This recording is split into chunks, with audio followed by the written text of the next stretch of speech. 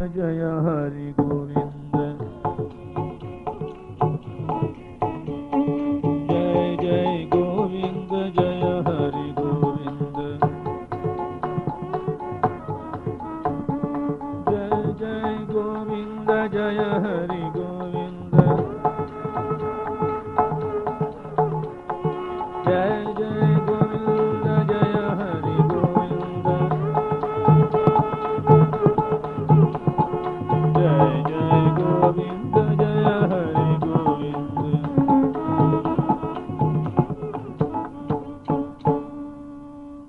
सर्वत्र गोविंद नाम संकीर्तनम् जय विघ्न विनायक मूर्ति की शारदा देवी की வெற்றிவேல் முருகனுக்கு நமः பார்வதி பதயே जय पराशक्ति माता की जानकी कंठस्मरणं सदा सर्वत्र गोविंद नाम संकीर्तनं बोला पुंडलीक वरदे सद्गुरु ज्ञानानंद मूर्ति की आंजनेय स्वामी की समस्त भक्त मंडली की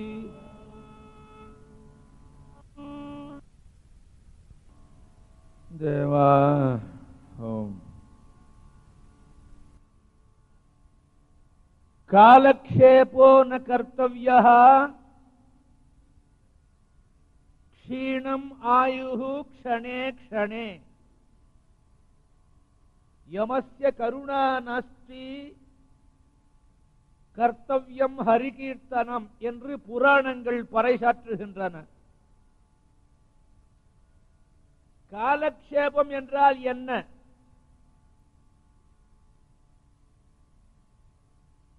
எவ்வளவு நல்லது கேட்டாலும் கொஞ்சம் கூட திருந்தாம நம்ம வழிக்கே போயிட்டு இருக்கோம் இல்லையா, அதுதான் காலக்ஷேபம். கேட்கிற போது ரொம்ப ருச்சியா இருக்கு. நல்ல சொற்பொழிவுகளை கேட்க வர்ற பொழுது எந்த எண்ணத்தோடு மனிதர்கள் வருகிறார்கள் என்று பர்த்ருஹரி சொல்லி இருக்க. மகான்கள் அனுபவத்தினாலே சொல்லுவார்கள். நல்ல விஷயங்களுக்கு போறவன் எப்படி இருப்பான்னா, ஒரு சில பேர் மழைக்கு ஒதுங்குவானாம். ரொம்ப மழையா இருக்கு, கொடை இல்ல, செத்த ஒதுங்கி கும்பலோட கும்பலா உட்கார்ந்து மழை நின்று உடனே போகலாமேன்னு நுழைவானாம். ஐயா, நான் சொல்லல, 3000 ஆண்டுகளுக்கு முன்னால் வாழ்ந்த மகரிஷி பேசுகிறார். இன்னும் சில பேர் எதுக்கு வருவான், இங்க போனா ஏதாவது நம்ம வியாபாரத்துக்கு கஸ்டமர்ஸ கண்டுபிடிக்க முடியுமான்னு வருவனா. இன்னும் சில பேர் என்ன பண்ணுவனா, ஏற்கனவே கடன் வாங்கினவன் ஒருவேளை இந்த கும்பல்ல இருப்பான், தேடி பிடிச்சி விவகாரத்தை முடிச்சுக்குவோன்னு வருவானா. இன்னும் சில பேர் பாட்டு கேட்க வருவானா. இன்னும் சில பேர் பேசுவதை கேட்ப வருவானா. இன்னும் சில பேர் இவன் என்னதான் பேசுறான் பார்க்கலாமே அப்படின்னு வருவானா. இன்னும் சில பேர் எதுக்குன்னே தெரியாத வருவானா. வருகின்றவர்கள் எப்படி இருக்க வேண்டும் என்று மகரிஷி கூறினார். உலகத்திலே உனக்கு தெரிந்ததும் இருக்கும், தெரியாததும் இருக்கும். பேசுகின்றவர் தெரிந்த விஷயங்களை சொன்னால் மீண்டும் ஒரு முறை நினைவுபடுத்திக் கொள். தெரியாத விஷயங்களை சொன்னால் அறிவதற்கு முயற்சி செய் என்று கூறுகிறார். எனக்கு வர வர சலிச்சு போச்சு. பொய் சொல்லல, கொப்பனான சத்தியமா சொல்றேன். எனக்கு சிங்கப்பூர் வந்து ஆக வேண்டியது ஒண்ணுமே கிடையாது, சத்தியமா கிடையாது. ஆனாலும் இந்த சிங்கப்பூர் என்னை விட மாட்டேங்க. நான் என்ன செய்ய, வரமாட்டேன் வரமாட்டேன். இந்த பிள்ளைகள்ட்ட எவ்வளவோ சொன்னேன், ஏண்டா என் கழுத்து அரைக்கிறீங்க, பிராணம் எடுக்கிறீங்க, கொஞ்ச காலம் போற வரையில் நிம்மதியா நான் அங்கேயே இருக்கேனே. வேற ஒண்ணு இல்ல, சாவு எப்ப வருமோ, இப்பவோ பின்னையோ இரவிலோ பகலிலோ எந்த நேரத்தில் வருமோ அது எனக்கும் வரும் தானே. இங்க வந்து போயிட்டேன்னா வம்பு இல்லை. உடனே இந்தியன் ஹை கமிஷன்ல அன்னைக்கு ஒரு நாளைக்காவது வேலை செய்வான்.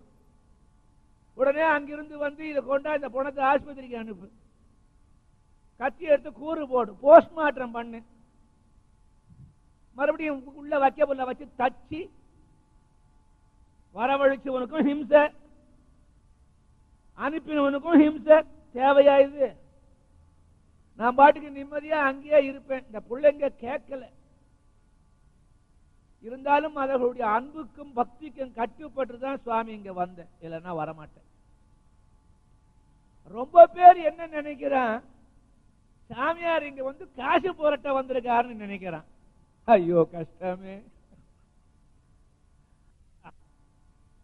பாரத தேசத்துல இல்லாததா? காசிக்கு மேல ஒண்ணு இருக்கானே, காசி விஸ்வநாதன், அவனை விடவா காசி பெருசு? ஒரு சமயம் புரந்தரதாசர் திருப்பதிக்கு போனாரியா. திருப்பதியில வெங்கடாஜலபதியை பார்த்து ஒரு பாட்டு பாடினார். என்ன பாடினார்? எனகு நனகு நியாய பெழுவரில்ல, எனகு நினகு நியாய பெழுவரில்ல, எனக்கு யாரு சரியில்ல, ನಿನಗೆ ಯಾರು ಗತಿ ಇಲ್ಲ, எனகு நினகு நியாய பெழுவரில்ல, எனகு நினகு நியாய பெழுவரில்ல.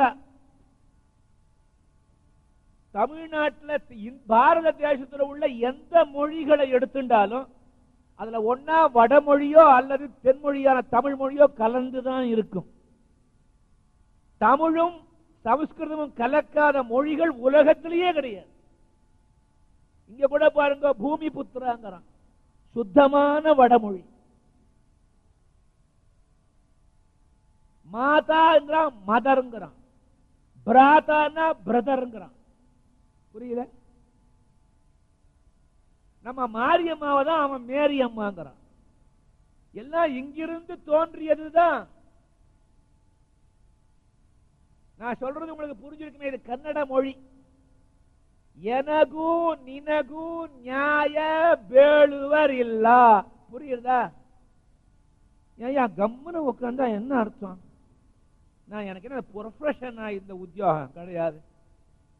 ஏதோ நல்லதை சொல்லிவிட்டு போற வழியை பார்த்துன்னு போறேன்னா சொல்லுங்க பதில், அப்பதான் மேற்கொண்டு நான் பேச முடியும். புரிஞ்சுதா இல்லையா? யாருக்கெல்லாம் புரியல? ஒரே ஒரு ஆள், அது இங்கேயே பிறந்து வளர்ந்துதான் இருக்கும், புரியாது. எனகு நினகு நியாய ಬೇಳುவர் இல்ல. ஆண்டவனே, எனக்கும் உனக்கும் நியாயம் சொல்லுவதற்கு இந்த உலகத்தில் யாருமே இல்லை. பகவான் கேட்கிறான், புரந்தரதாசா என்னடா சொன்னேன்னா, எனகே யாரு சரியில்ல, நினகே யாரு கதி இல்ல. எனக்கு சரிநிகர் சமானமானவர் இந்த உலகத்தில் யாருமே இல்லை, உனக்கு தாண்டா கதியே இல்லைன்னு சொன்ன. ஆண்டவனை பார்த்து பக்தன் சொல்லுகிறான், எனக்கு சரிநிகர் சமானமானவன் இந்த உலகத்தில் கிடையாது, உனக்கு தான் யாருமே இல்லை, அனாத. ஆண்டவனே பார்த்தான், ஏலே இப்படி சொல்லலாமாடா? நான் உண்மையைத்தானே சொன்னேன். என்னடா உண்மை? ஆமா, சகல புவனங்களையும் படைத்தவன் நீ, எல்லோரையும் தோற்றுவித்தவன் நீ, எல்லாவற்றையும் உண்டாக்கியவன் நீ, உனக்கு மிஞ்சி யாரும் இல்லை எனக்கு தெரியும். இப்பேற்பட்ட நீ எனக்கு சொந்தம். என் அம்மை நீ, என் அப்பன் நீ, என்னை ஆளும் அண்ணல் நீ, எனக்கு சொந்தமானவன் நீ. உலகெல்லாம் படைத்த கடவுளாகிய நீயே எனக்கு சொந்தம் என்றால் எனக்கு இணை உலகில் யார்? அப்படின்னா என்ன ஏண்டா அனாதை? என்ன? ஆமா, உங்க அப்பா இருக்கா? அவனுக்கு உனக்கு அப்பனும் கிடையாது, அம்மாவும் கிடையாது, ஒத்துரும் கிடையாது, அனாதை நீ. ஆகையால் பெருமை கொள்ள வேண்டியவன் நான். அதுபோல இறைவனே கதி, அவன் திருவடியே துணை என்று போகின்றவர்களுக்கு இன்னைக்கு பிறந்து நாளைக்கு செத்து போறவனை பத்தியா கவலை? செல்வம் செல்வோம் என்று ஒரு நாள் போயிடும், தரித்திரமும் அப்படிதான் தரித்து இரோம் என்று அதுவும் போயிடும். ஆக உலகத்துல பிறந்தோமே, நல்ல விஷயங்களை கேட்பதற்கு இப்படி பல பேர் வர.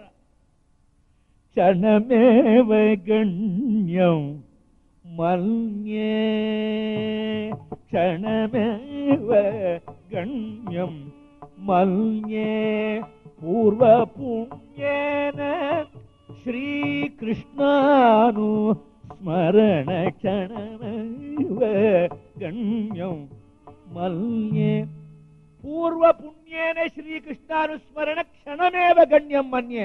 ஆண்டவனே, உன்னை நினைக்க வேண்டும் என்றாலும், நீ குடிகொண்டிருக்கும் ஆலயங்களுக்கு செல்ல வேண்டும் என்றாலும், உன் அடியார்களுடைய பாடல்களை கேட்க வேண்டும் என்றாலும், அவர்கள் சொற்களை கேட்க வேண்டும் என்றாலும், நல்ல சத்சங்கம் கிடைக்க வேண்டும் என்றாலும், பல பிறவிகளிலே நான் புண்ணியம் செய்திருக்க வேண்டும். முற்பிறவிகளிலே புண்ணியம் செய்திருந்தால்தான் நல்லது கேட்க தோணும், நல்லவரோடு இணங்க தோணும். ஆகையினால நீங்க தீர்மானம் பண்ணிக் கொள்ளலாம், இங்க வந்திருக்கிறவர்கள் அத்தனை பேரும் சத்தியமா முற்பிறவியில புண்ணியம் செய்தவர்கள். ஆனா முற்பிறவியை பத்தி தெரியாது. அடுத்த பிறவி என்ன அதுவும் தெரியாது. நமக்கு என்னத்துக்கியா? போன பிறவி நினைப்பு இப்ப இல்ல. அடுத்த பிறவியும் போது இந்த பிறவி நினைப்பு இருக்குமோ இருக்காதோ? அனாவசியமா ஏன் அலட்டிக்கணும்? காசை சம்பாதிக்கணும், சௌக்கியமா இருக்கணும், அவ்வளவுதான். இப்படி எண்ணுகின்ற மாந்தர்களை போன்ற மூடர்கள் உலகத்தில் கிடையாது. அப்ப மிருகத்துக்கும் மனிதனுக்கும் என்னையா வித்தியாசம்? அதுவும் பிறக்கிறது, அதுவும் திங்கிறது, அதுவும் தூங்கிறது, அதுவும் கத்துகிறது, கடைசியில் ஒரு நாளைக்கு அதுவும் செத்து போறது. நாமும் அதே மாதிரி பிறந்து தின்னி கத்தி அடிச்சுண்டு உதைச்சுண்டு கடைசியில் மொத்தமா ஒரு நாளைக்கு. அப்புறம் அதுக்கும் நமக்கு என்ன வித்தியாசம்? ஆனா நம்மை காட்டிலும் மிருகங்களும் பறவைகளும் உயர்ந்தவைகள். மனிதனை காட்டிலும் மற்ற ஜீவராசிகள் சத்தியமா என்ன பொறுத்தவரையில் உயர்ந்தவை. எப்படி? ஒரு எருமை செத்து போச்சா, அது உள்ள இருக்கிற பிளஷ் எல்லாம் எடுத்து பலகாரத்துக்கு அனுப்பிச்சுடுறான். அது தோல்ல ட்ரம் கட்டுறான், தப்பட்டை கட்டுறான், செருப்பு தைக்கிறான். ஒரு மான் செத்து போச்சா, மாமிசத்தை சாப்பிடுறான், அந்த தோலை மகான்கள் முதல் கொண்டு ஆசனமா போட்டுக்கிறாங்க.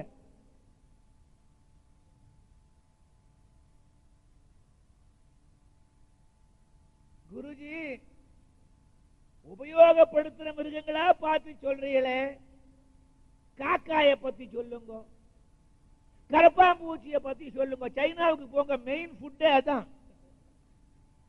ஆக மிருகங்களோ பறவைகளோ பட்சிகளோ எல்லாமே இருக்கிற போதும் ஓரளவு பயன்படுகிறது, செத்த பிறகும் பயன்படுகிறது. நம்மளை பத்தி கொஞ்சம் சொல்லுங்க. இருக்கிற போதும் பிரயோஜனம் இல்லை, செத்த பிறகும் பிரயோஜனம் இல்லை. யோ, பணத்தை அடியாங்கிறான். கொழுத்த பணக்காரன் அப்படிங்கிறதுனால அவன் பணத்துக்கு ஸ்பெஷலா ஏதாவது உண்டா? அதையும் கொண்டு எரி, இல்லைன்னா போத. பரம ஏழை, அவன் பணத்தையும் ஒன்ன எரி, இல்லைன்னா போத. அப்ப என்ன வித்தியாசம்? நம்மை காட்டிலும் மிருகங்களும் பட்சிகளும் உயர்ந்தன. துக்காராம சுவாமி சொல்லுகிறார், ஏ பட்சிகளே, ஏ பறவைகளே, நீங்கள் எல்லாம் எனக்கு குருநாதர்கள் என்று கூறுகிறார். ஏன்? இந்த பறவைகள் என்ன செய்யுமாம்? மனுஷனுக்கும் அதுக்கும் உள்ள வித்தியாசம் பாருங்க. பறவைகள் சூரியன் உதிப்பதற்கு முன்னாலேயே எழுந்துவிடும். ஒத்துக்கிறீங்களா? சூரிய உதயம் ஆயும் தூங்குற பறவைகளை எங்கேயாவது பார்த்திருக்கீங்களா? நாம ஒத்தரதான். சூரியன் உதயமானா கூட அதுவும் அலாரம் வச்சிருவோம், 5 மணிக்கு எழுந்திருக்கணும்னு. அது ஒரு சின்ன முள்ளு, அதை 5ல வச்சு கீ கொடுத்து தலைமாட்டில் வச்சுக்குவோம். எழுந்திருக்கணுங்கிற நல்ல எண்ணம் தான். அது 5 மணிக்கு கிர்ன்னு அடிக்கிற போது குழந்தை எழுந்திருப்பானா? போர்வைக்குள்ள கையை வெளியில நீட்டி அதன் தலையில ஒரு பொத்தம் இருக்கு, ஒரு அமுக்கு ஓங்கி தலையில ஒரு அடி, அது கம்முன்னு ஆயிடும். அப்புறம் இவனும் கம்முன்னு ஆயிடுவான். உருப்படுறதுக்கு வழியா இது? சூரிய உதயத்திற்கு முன்பு எழுந்திருக்க வேண்டும் என்று நம்முடைய புராணங்கள், இதிகாசங்கள், சாத்திரங்கள் கூறுகின்றன. காரணம் என்ன? அந்த நேரத்தில் இந்த பிளானட்ஸனுடைய வைப்ரேஷன்ஸ்ல இருந்து சில விதமான கண்ணுக்கு புலப்படாத கிரணங்கள் பூமியிலே படும். அது உடலிலே படுமானால் நமக்கு ஆரோக்கியமும் நீடிக்கும், ஆயுளும் நீடிக்கும். பண்டைய காலத்துல விடிய காலத்துல எழுந்திருக்கிற பழக்கம் உண்டு. அவங்களை பாருங்க, அத்தனை பேரும் இன்னும் ஆரோக்கியமா இருக்காங்க. சூரிய உதயத்துக்கு அப்புறம் வேணா வெறுப்பா எழுந்திருக்கணும் பாருங்க, 45வது வயசுலயே உடம்பு சுருங்கி ஏகப்பட்ட வியாதி.